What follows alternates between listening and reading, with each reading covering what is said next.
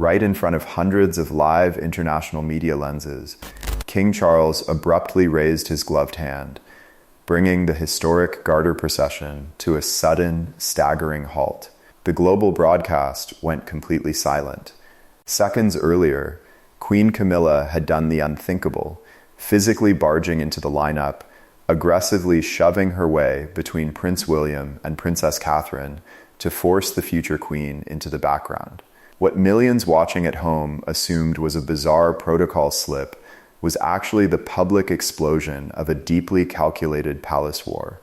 Camilla believed she was executing the ultimate scheme to erase her daughter-in-law from the spotlight. What she never suspected was that she had stepped directly into Prince William's hidden camera trap, a surveillance setup that began 12 days earlier with an intense warning in a locked rehearsal hall. 12 days before the Garter procession at Windsor Castle, the air inside St. George's Hall was thick with unspoken hostility.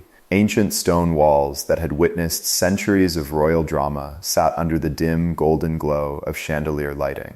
The royal family stood gathered on polished oak floors, rehearsing their exact positions for the upcoming live broadcast. The calm vanished the second Queen Camilla walked into the technical monitoring area. Ignoring the protocol staff, she marched straight up to the massive high-definition screens, displaying live feeds of Princess Catherine. Every angle captured Catherine's natural warmth, her soft smile, her subtle adjustments to her ceremonial hat, her effortless connection with the lenses. To Camilla, that natural grace felt like an unbearable threat. She was forced to confront a reality she loathed. No matter how magnificent her robes were as queen consort, the eyes of the world would always pass over her to find the younger woman standing behind her. Envy quickly hardened into sabotage. Camilla turned to her senior assistant, who stood trembling with a leather script binder. Pointing a cold, manicured finger at the monitors, Camilla issued a shocking command. The Prince and Princess of Wales's procession line was to be forcefully split in two. Under her covert directive, Catherine was to be placed several paces behind, completely obscured by the Grand Hall's massive stone pillars. She was to be cut out of every primary camera angle broadcast to the world. Camilla's objective was ruthless. By destroying the visual partnership of William and Catherine on international television, she intended to shrink their public presence, steal the central spotlight entirely for herself and the king, and dismantle the public's overwhelming devotion to the next generation of royals. Prince William had been standing near the front of the rehearsal lineup. Hearing the cold, demanding tone coming from the media station, he walked directly into the technical control center. His face was set like iron, his eyes burning with years of suppressed anger. Completely disregarding royal deference, William stepped into Camilla's personal space and pointed his finger directly at her face.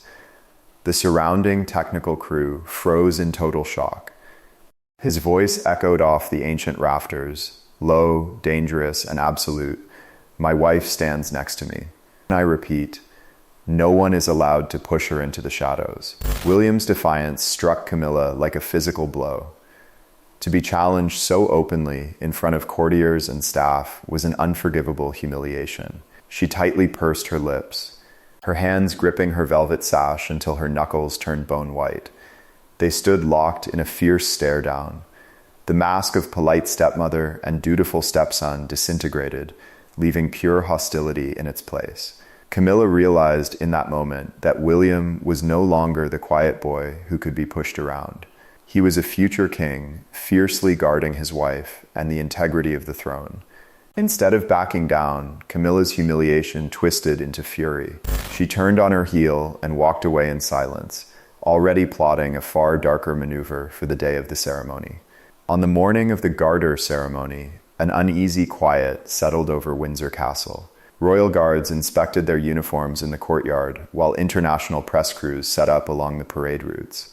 Deep inside Clarence Tower, behind a heavy oak door locked against curious servants, Camilla was putting the finishing touches on her revenge. Fearing total visual eclipse by Catherine, Camilla summoned her executive assistant to her private dressing room. Sitting at her antique wooden vanity, surrounded by sparkling jewelry and cosmetics, she laid out a single sheet of parchment. Late the previous night, her hand had drawn an unauthorized, illegal procession chart. The sketch deliberately forced a wide gap between Prince William and Princess Catherine, inserting a single, prominent position right in the center, marked by an arrow pointing directly to where Camilla intended to step during the live broadcast. This was no minor breach of etiquette.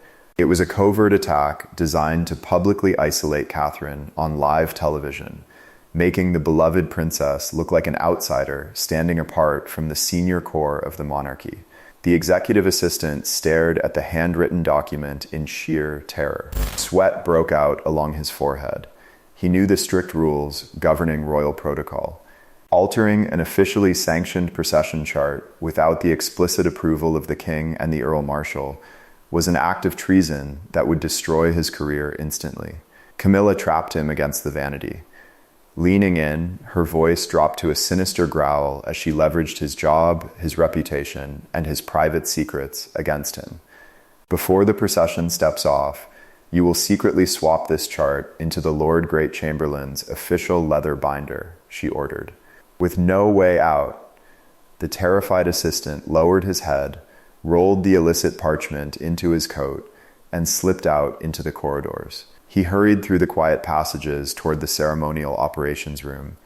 Waiting for a precise moment when the duty guards rotated posts, he approached the master table, opened the official binder, pulled out the authorized protocol sheet, and slid Camilla's forged sketch into its place. The metal binder clip snapped shut with a heavy, final sound. Back in her dressing room, Camilla stared into her golden mirror and smiled.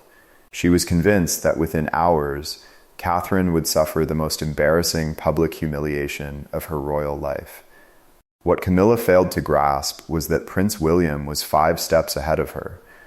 Knowing his stepmother's relentless nature, William knew she would never accept her defeat in the rehearsal hall. The night before the ceremony, he had initiated a private surveillance operation inside the palace, under the guise of security checks.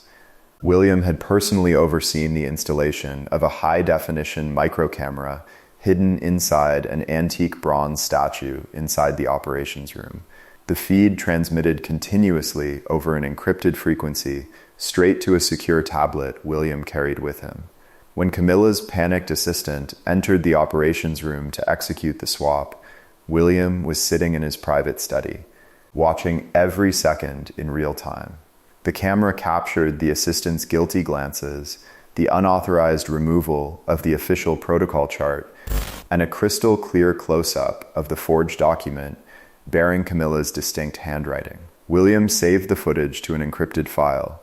He then walked into the adjacent dressing suite where Catherine was preparing. Giving his wife a tight, reassuring embrace, he whispered a calm instruction: stay confident, keep her composure, and let him spring the trap. Camilla was preparing to step into an arena where she believed she held all the cards. In reality, every move she had made was documented, archived, and ready to be used as the ultimate weapon against her. Armed with undeniable video evidence, Prince William acted without a second of hesitation. He marched directly into King Charles III's private suite, while the monarch was having his ceremonial robes adjusted. Bypassing all formal protocol, William walked straight to his father's desk, placed the secure tablet down, and pressed play. King Charles watched the screen in total silence. As he saw the assistant swap the documents and recognized his wife's handwriting on the illicit chart, the color drained from his face, replaced rapidly by a deep, dangerous rage. He was stunned that the woman he had fought for decades to elevate to queen consort would engineer a petty treasonous scheme on one of the monarchy's most sacred days. Charles recognized the stakes instantly. If Camilla succeeded in pulling off this stunt on live television, it would project massive internal dysfunction to a global audience and deliberately undermine the heir to the throne. There was no emergency committee called.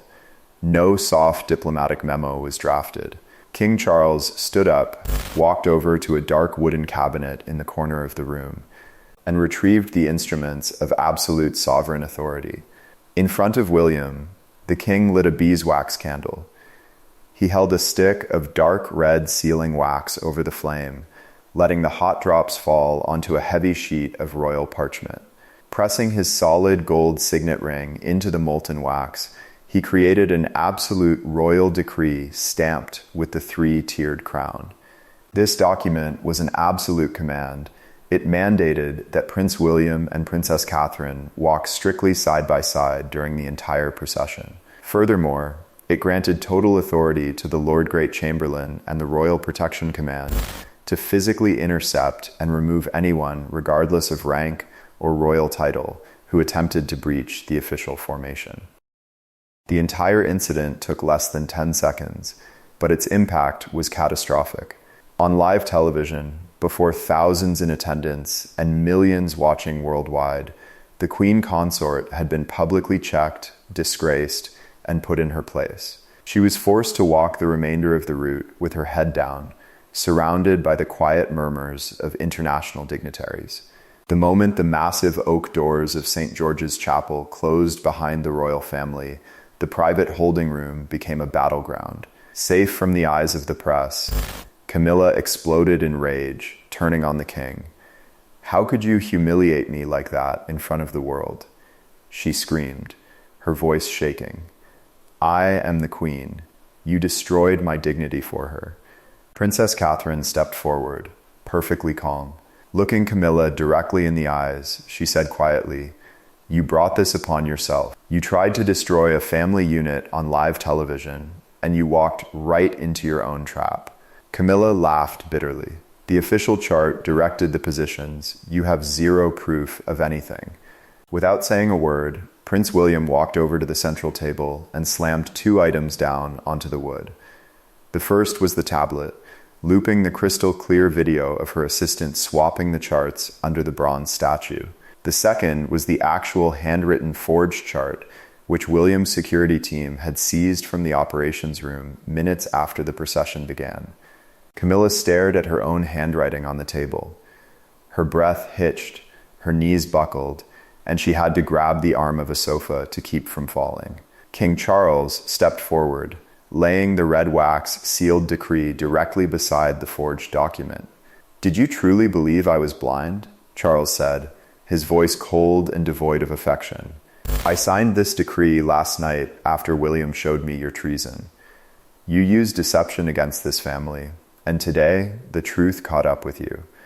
The consequences were swift, absolute, and executed within 24 hours. King Charles signed a follow-up executive order stripping Camilla of her administrative privileges within the royal household. Her personal access keys to the main gates of Windsor Castle were revoked on the spot, and official security protocols were updated, handing primary administrative oversight of palace ceremonial grounds directly to Princess Catherine.